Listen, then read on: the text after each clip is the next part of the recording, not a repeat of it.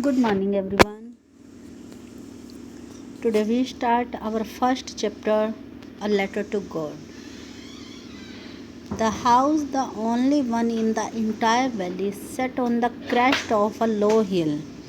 From this height, one could see the river and the fields of ripe corn dotted with the flowers that always promised a good harvest. The house, एक घर, the only one in the entire valley, जो उस घाटी में केवल अकेला ही था. Set on the crest of a low hill, वो क्या था, बहुत ऊंचाई पर था. फ्रॉम दिस हाइट, और इतनी ऊंचाई से, पहाड़ की चोटी पर था वो, इतनी ऊंचाई से. कुड सी द रिवर्स, नदियों को देखा जा सकता था. The fields of ripe corn, फंसे हुए फसल के, पकी हुई फसल के जो खेत थे उनको देखा जा सकता था. With the flowers and always promised a good harvest, और जिससे अंदाज़ा लगाया जा सकता था कि अब की बार जो फसल है वो अच्छी होगी. The only thing the earth needed was a downpour or at least अ सावा, जो एक चीज़ थी जो धरती को ज़रूरत थी वो क्या थी, डाउनपोर, हल्की हल्की बारिश की बूंदें, और लीस्ट अ शावर, एक मतलब ज़्यादा तेज़ नहीं, हल्की बूंदें या हल्के से शावर की ज़रूरत थी. थ्रू आउट द मॉर्निंग लंचो, सुबह से ही लंचो जो मेन करेक्टर है इस लेसन का, who knew his field intimately, जो अपने खेतों के बारे में जानता था, हैड डन नथिंग, वो कुछ नहीं कर रहा था, else but see the sky toward the north east, वो उत्तर पूर्व से आने वाले जो बादल थे उनकी तरफ वो देखे जा रहा था.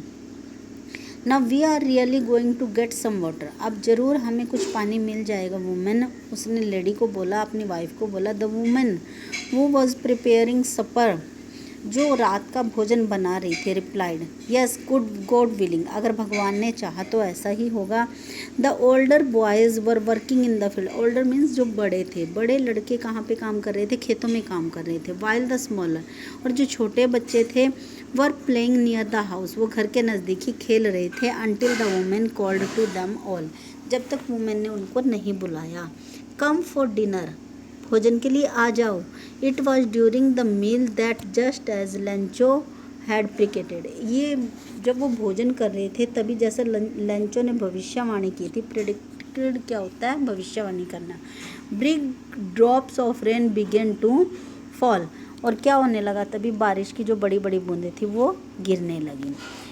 In the north east huge mountains of cloud could be seen approaching, north east से बहुत बड़े बड़े पर्वत, बादलों के जो पर्वत थे वो आते हुए दिखाई दे रहे थे. The air was fresh and sweet, जो एयर थी, हवा जो थी ताज़ी और स्वीट, मैंने महक वाली, सुगंध वाली हो गई थी. The man went out for no other reason than to have the pleasure of feeling the rain on his body, जो लेंचो था वो बाहर आया, उसका और कोई रीज़न नहीं था बाहर आने का, वो बारिश का आनंद लेना चाहता था. When he return he exclaimed, जब वो बाहर निकल वापिस आया, ही एक्सक्लेम्ड, वो चिल्लाया, these are not rain drops, ये बारिश की बूंदें नहीं हैं, फॉलिंग फ्रॉम द स्काई, जो आकाश से गिर रही हैं. दे आर न्यू कॉइन्स, वो नए सिक्के हैं. द बिग ड्रॉप्स,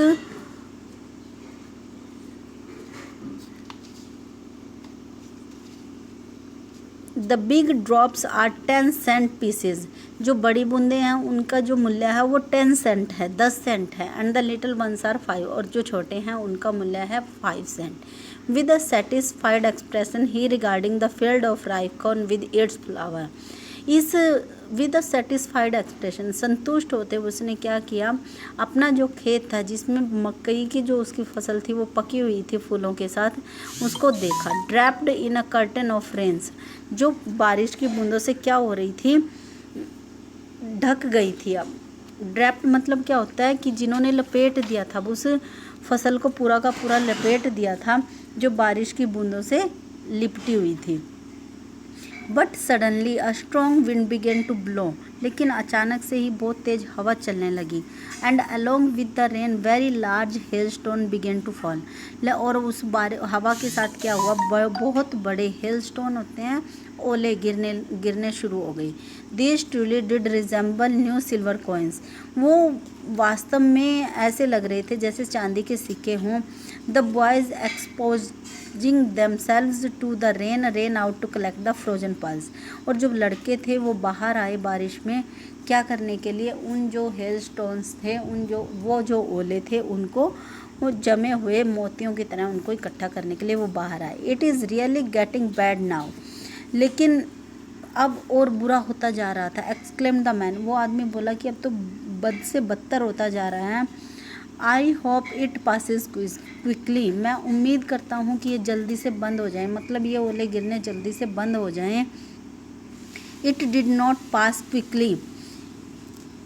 लेकिन वो ऐसा नहीं हुआ. डिड नॉट नहीं हुआ. वो सोच रहा था कि जल्दी ख़त्म हो जाए लेकिन नहीं ख़त्म हुआ.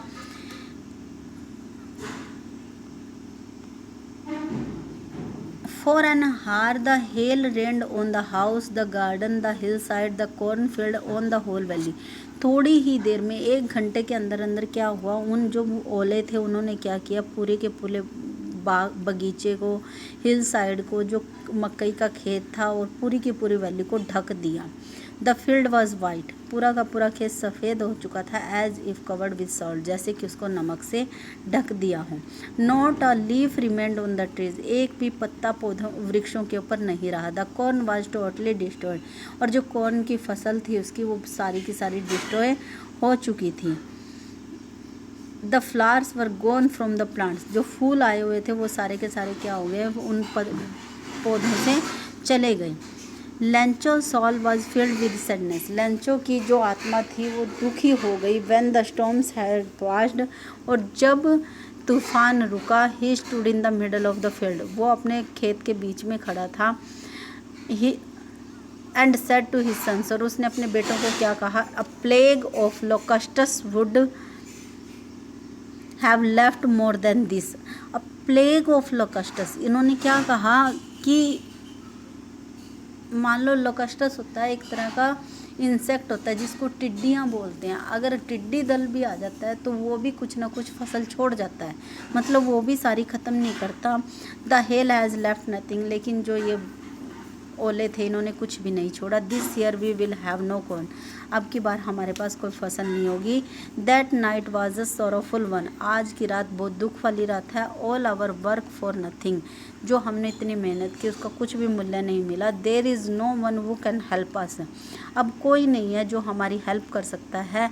We will all go hungry this year. अब इस साल हम सबको क्या करना पड़ेगा, भूखों.